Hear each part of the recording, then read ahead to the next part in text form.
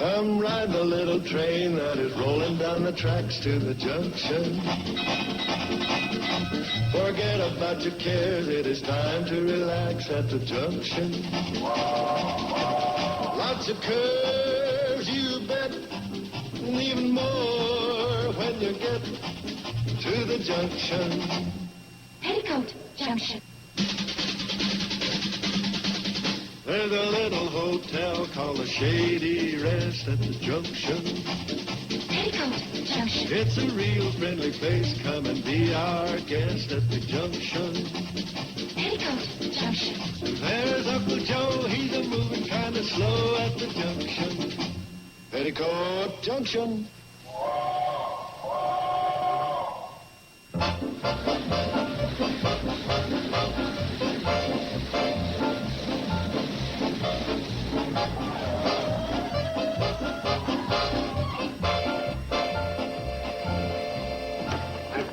Wendell, I can't go along with you. But we must remember, Joe, that there are always two sides to every question. And the two that you're on are wrong. Personally, I just read arguments, but you asked for my opinion. I told you I respected your opinion, even though it's more stupid than the one you come up with. But, Joe, the way I differ from you is... Don't take my word for it. Ask Sam. That's a splendid idea. What do you think about it, Sam? Well, in my personal opinion... Wait a second. I don't even know what you two Jaspers are arguing about. Woman doctor, Dr. Craig. What do you want to argue about her for? We put up a good fight to get her out of the valley. We lost, so let's get on with the checker game and forget it. I guess you haven't heard the latest news. What news? She's opening up an office in the Shady Rest Hotel. No kidding. Yeah, the way I hear it, Doc Stewart's going to handle all the patients down around his office. She's taking care of the ones down our way. Hey, that means if you get sick, you're stuck with her.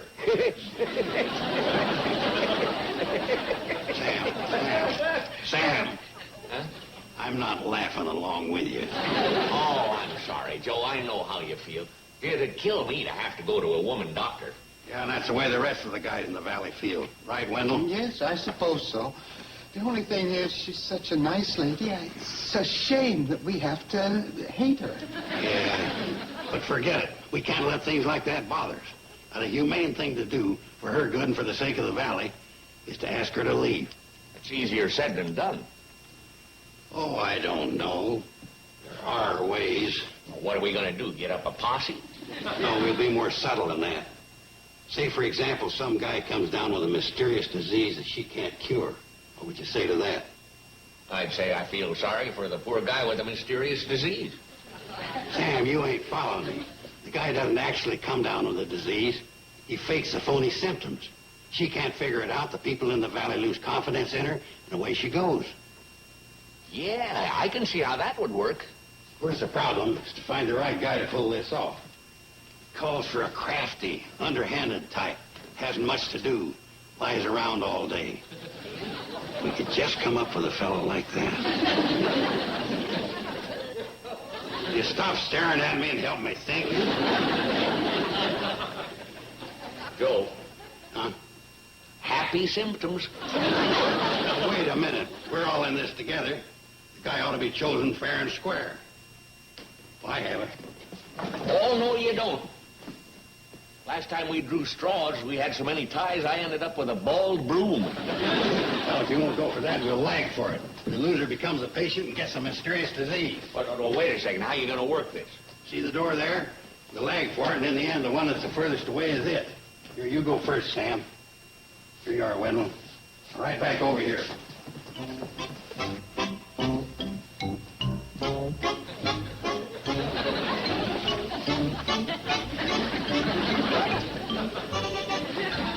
Sam, will you lag? They don't warm up this much for the World Series.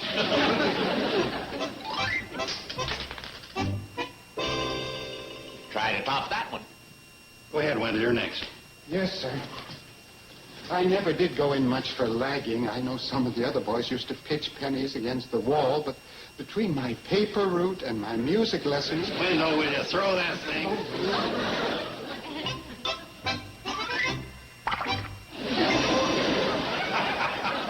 Right in the pickle barrel. Tough luck, Wendell. Wendell. Next week's special, dilled checker. There's no use in me even throwing. Come on, Joe. If I couldn't beat that, I really need a doctor. Go ahead and lag.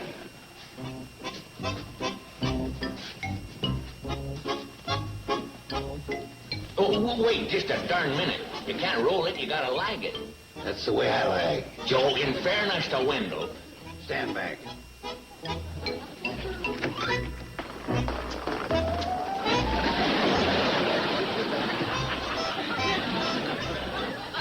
hey, Joe, by the looks of you, you won't have to come up with a phony illness.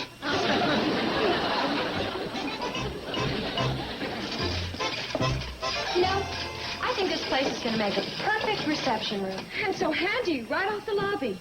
Ooh, you know, he's kind of spooky. Golly, he looks like he went on one of those crash diets. You know, for a girl who wants to be a lady doctor, you don't show too much respect for medical science. Oh, I decided against being a lady doctor. Oh, how come? The books are too heavy. Okay, I think this is just about it. Let's see now. Where'll I put it? You know, I kind of like it where it is. Bobby Joe? I think it's perfect. I married the wrong sister. Betty Joe rearranges the living room so much, I'm thinking of laying down a set of tracks and putting the furniture on wheels. You know, Steve, we sure do appreciate your help. Well, I knew you couldn't count on Joe, not the way he feels about Dr. Craig moving in. Poor Uncle Joe. He just can't get used to the idea of a woman doctor. Well, he'll change his mind. No, I wouldn't bet on it. Once Joe forms an opinion, it hardens like a hunk of concrete. I know, but we're going to push him into the 20th century if we have to do it with a bulldozer. Hello, girls. Steve. Hi. Oh, and this is coming along beautifully. You know, this is going to make a fine office. They got everything but piped-in music. Well, then, for the time being, every time I take a temperature or check a pulse, I'll just have to hum a few bars.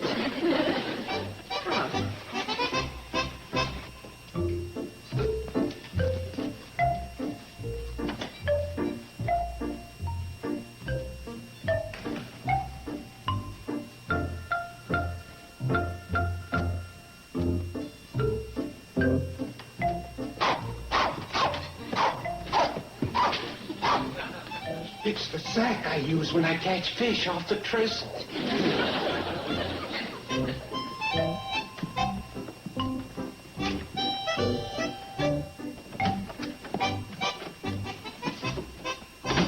Joe, I wish you'd tell me what these ice cubes are for.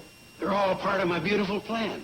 Wendell, in the next couple of minutes, you're going to be looking at the sickest man you ever saw. Who? Me? Oh, dear, if I'd known you weren't feeling well, we could have stopped at Ben Miller's and got some apples. You know what they say, an apple a day. Wendell, will you get it through your head? I ain't going to really be sick. We're just pretending. But first, I got to come up with some mysterious symptoms. That's where this heating pad and the ice cubes come in. Oh, yes, the heating pad is warm and the ice cubes are cold. Right. Now, should I put the ice cubes on my chest and the heating pad on my back, or the other way around? What do you think? Personally, I'm a hot water bottle man myself. I use it on my feet on a chilly evening. But like everything else, there are two schools of thought. You're a big help. Thank you. But if we can't help our fellow man, what are we here for? I know what I'll do. I'll put the heating pad on my chest and the ice cubes on my back. Oh, that way you'll be cold on one side and hot on the other. Right. We'll have Doc Craig so confused she won't know her stethoscope from a thermometer. Joe, how do you ever think of these things? Wendell, when a man's born with a rare gift, he don't ask questions. He accepts them. I guess some people have it and some people don't. Now, to make my illness look more serious, here's what I want you to do. Oh, this is going to be just great, girls. We just have a few more books to go, and then we'll be all set. Move to the right, Bobby. Oh, that's good. Excuse me. Hi, Wendell. Mr. Gibbs. Pardon me for bothering you, but Joe would like to know how to spell bequeath. Bequeath? B-E-Q-U. Bequeath? Where is Uncle Joe? He's upstairs. Is something wrong? No, he's just on his deathbed. Oh, no. I'll go right up and see him. Nothing like having a doctor in the house.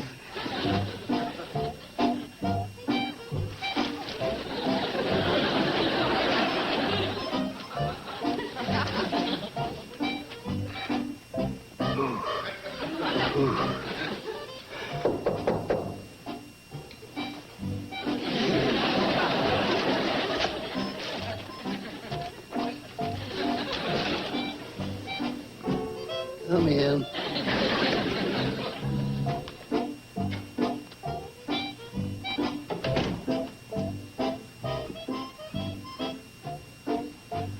Hi, Sam. No, Mr. Carson. It's Dr. Craig.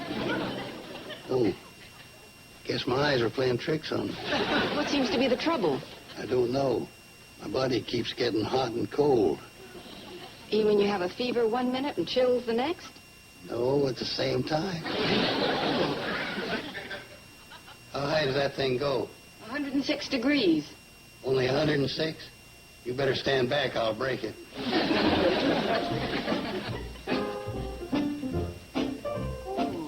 Well, your face is flushed and your hands are cold.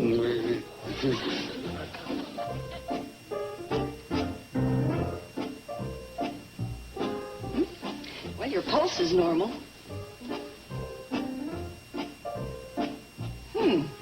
Broke a record, eh, Doc? Oh, your temperature's normal, too. What kind of doctrine is this? I got chills and fever, burning up in front and freezing behind. You tell me I'm normal. Yes, your chest is nice and warm, and, well, your back's like ice. I keep trying to tell you. Take a deep breath. Again. Well, there's no congestion. Don't make it hard on yourself, Doc. I got the kind of body that's baffled medical science for years.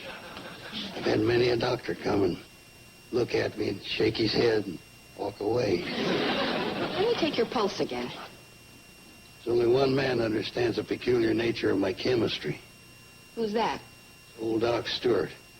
If it wasn't for him, I wouldn't be alive and sick today.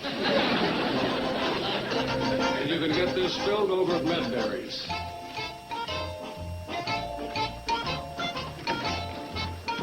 Excuse me. Hello, Dr. Stewart. Well, Dr. Craig, how are you making out with your new office? Oh, just fine. One of these days, just as soon as I'm settled in, we're going to have a formal opening. Good. I'll be down to Krista with a bottle of iodine. Listen, do you have a minute? Oh, I don't have any appointments left for the rest of the week, except with a smallmouth bass and Lake Wilderness. Oh, well, I wouldn't want to keep you from that, so I'll be brief. I've just come from a case that's left me, somewhat bewildered. Well, now, who could that be? Mr. Carson. Understandable. What? I don't favor an absentee diagnosis, but in this case, I'd say he's bluffing. Bluffing? Well, now, why would he do that? I've been through this for years.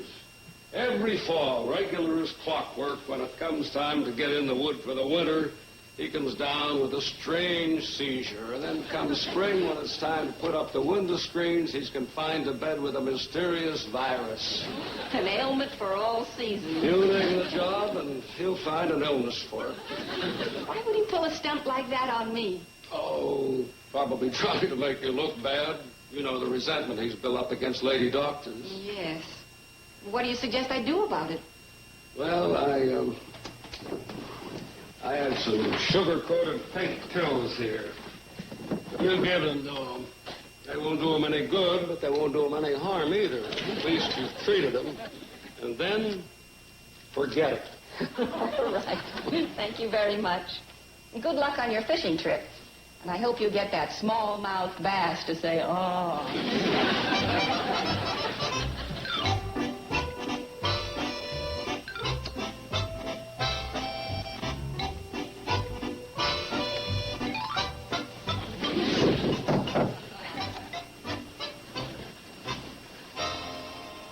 Come in. It's so dark. Who is it? Sam Drucker. Oh, gummit, Sam, why don't you say so? You don't being an invalid can get a man down. Thought you present, Joe. Ginger snaps. Gift wrapped for that extra touch of glamour. Oh, you didn't need to do that. I'm not really sick, you know. I'm just faking. That's all right. The box is empty. Why? Don't panic, Joe. I'm just kidding. Say, how did you do with Dr. Craig? Do you think you put it over on her? Did I put it over on her? Sam, I threw that poor woman the biggest curve since old Dizzy Dean hung up his glove. Really crossed her up, huh? By the time that poor girl walked out of here, She was taking her own pulse instead of mine. I invented symptoms they haven't even discovered yet. Sounds like that'd get rid of her. Can't miss. Well, this time she's turning in her little black bag into Doc Stewart's, is probably on her way back east. Here you are, Joe. More ice. Wendell, I don't need any more ice. Oh, yes, you do. I just brought Dr. Craig back on the cannonball. What? Yeah. I ran all the way up here from the stop to warn you. A dog even nipped at my ankle. Wendell, are you sure about this? Sure, I'm sure. I know when I'm dog-nipped. Look, I'll show you. I'm not talking about that. I mean Dr. Craig. It's Dr. Craig. May I come in? Just a minute. Wait till I'm decent. That could take a lifetime. Sam, press that hot pad on my chest. Wendell, put the press the ice against my back. Okay, Joe. Where do you want? Right there. Okay.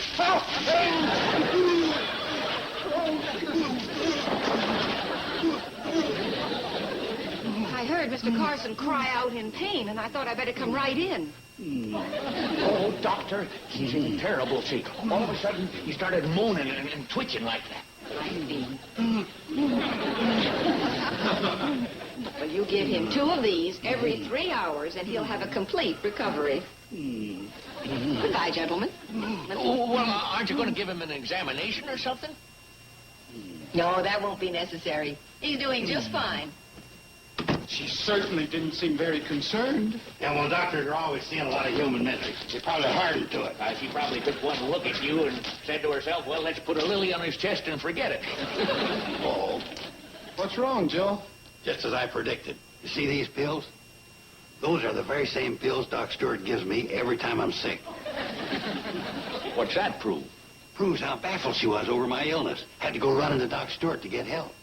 Do the pills work for you, Joe? Every time. It's a miracle drug Doc Stewart came up with, just for me. What are you going to do with him, Joe? You know you're not sick. Even if I was dying, I wouldn't let him cure me. See her get the credit.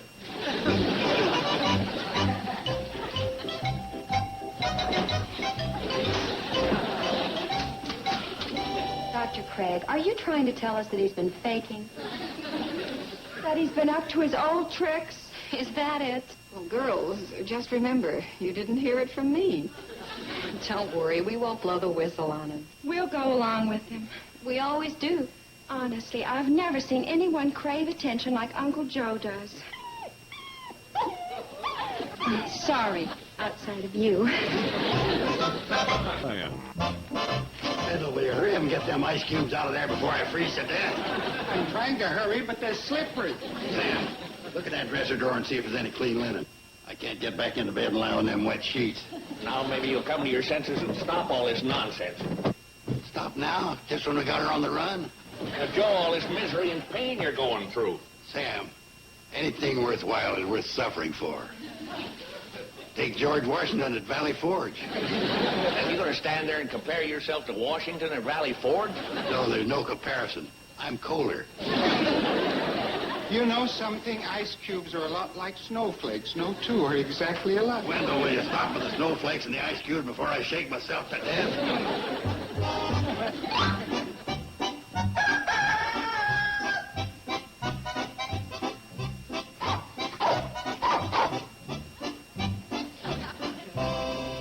That's it. Rub it in. Wag your tail, create a breeze. That's all I need's a draft.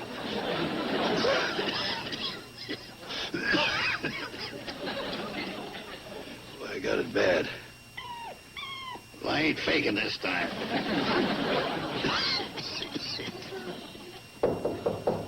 Come in. Hi, Joe. Brought down a copy of The Guardian so you could see the item about...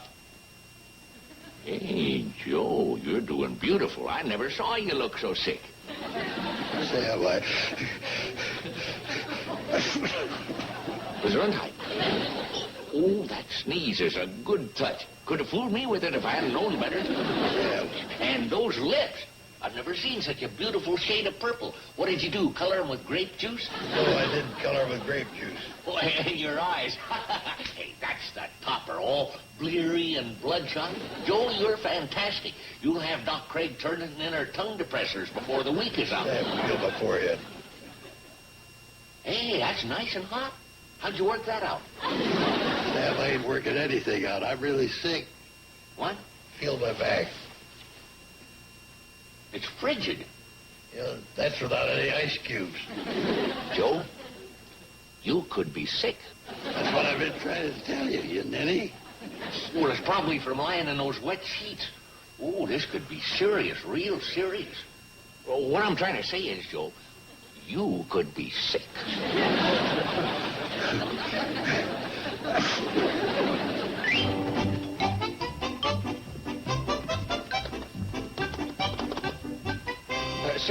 Sarah, get me Doc Stewart and hurry.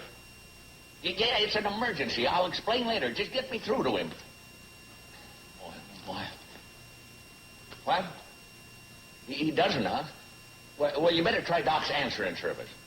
His answering service. Luther's Feed and Grain Store.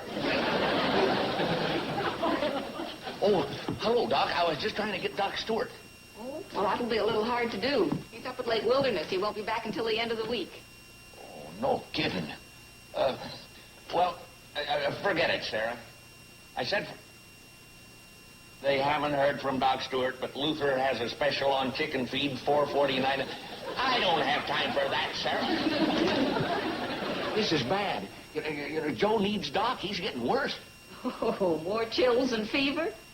Well, no, I don't know what went on before, but the poor guy is really sick. I just left him. He was perspiring and shaking. He's in a bad way. Now, honest he is. I'm not kidding. Well, I can see that you're not. All right, I'll get right down there. Thank you, Doctor.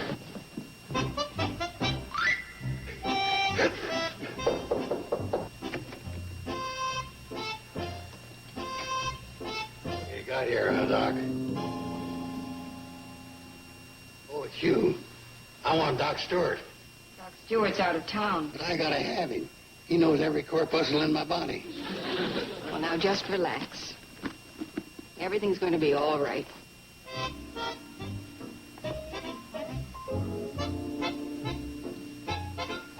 Gosh, Doc Craig really went up there in a hurry. You don't think it's anything serious, do you? I don't know.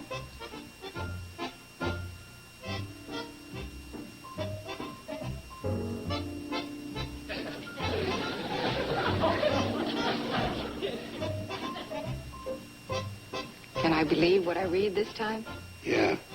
These ain't no mystery symptoms. Evidently not. Doc, I'm sorry about the hard time I gave you. I'm ashamed. I'll tell you what. When you stick that in me, I won't even mind if you smile. Just forget the past. All I ask is that you pull me through. Not for my sake, just so I can tell the whole valley what a miserable fraud I've been. Well, in that case, then, I'll have to do my best.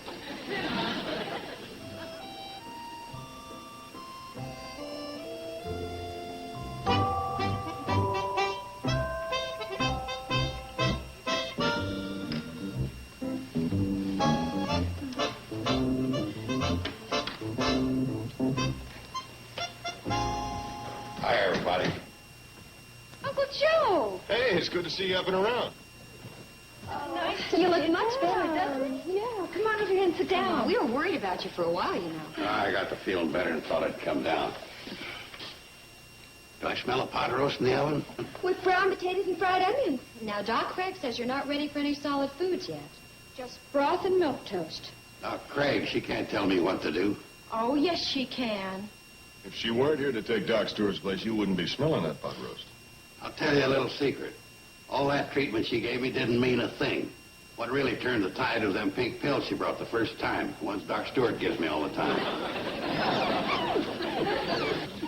Hello there, fella. What have you got there? A bottle of pills. Pink pills. And the bottle's still sealed. Uncle Joe, you didn't even take these pills, did you? Now admit it. Well, maybe those shots and stuff Doc Craig gave me did help, but only on account of my iron constitution. Boy, if you're a man's best friend, I'm going out and look me up some enemies.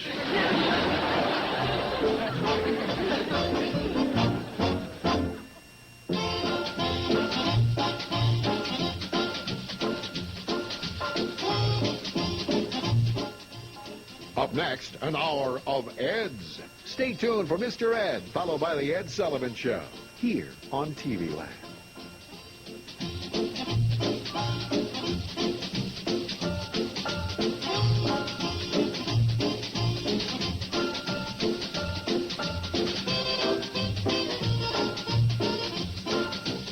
Petticoat Junction.